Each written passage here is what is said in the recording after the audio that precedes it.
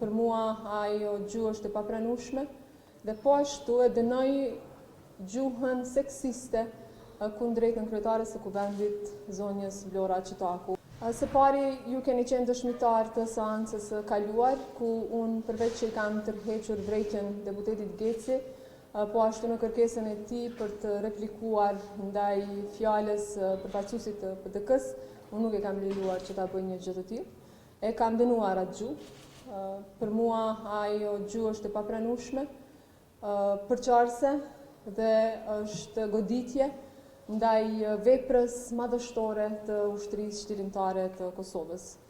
Në këtë drejtim, edhe sot në seancën e Kuvendit do të mbaj qëndrim raport me këtë çështje dhe po ashtu e dënoj gjuhën seksiste kundrejtën kryetares së Kuvendit, zonjës Vlora Çitaku. Unë për këtë nuk kam qenë e njoftuar atë ditë në seancë, nuk e kam dëgjuar.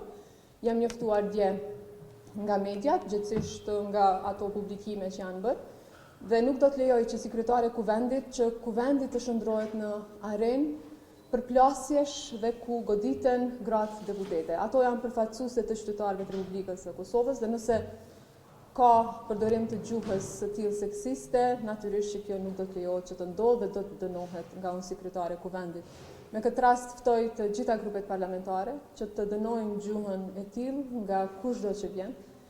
Dhe kudo që ajo bëhet. Natyrisht është shumë problem nëse kjo ndodh në Kuvendin e Republikës së Kosovës, por natyrisht edhe në çdo moment apo në çdo rrethanë tjetër apo në çdo institucion tjetër, qoftë edhe në rrugë apo në debate televizive që ajo shpesh ndodh, për faktin se ju dini shumë mirë që ka pas gjuhë shumë të rëndë që është përdorur edhe ndaj aktivistëve, deputetëve të vetëvendosjes, por që nuk ka pasur solidaritet dhe nuk ka pasur reagime për ta dënuar një gjuhë të tillë. Por unë dënoj këtë gjuhë seksiste, mizogjene, të papranueshme dhe nuk do të lejoj që Kuvendi të shndrohet në një arenë ku goditen gratë dhe përdoret një gjuhë e tillë.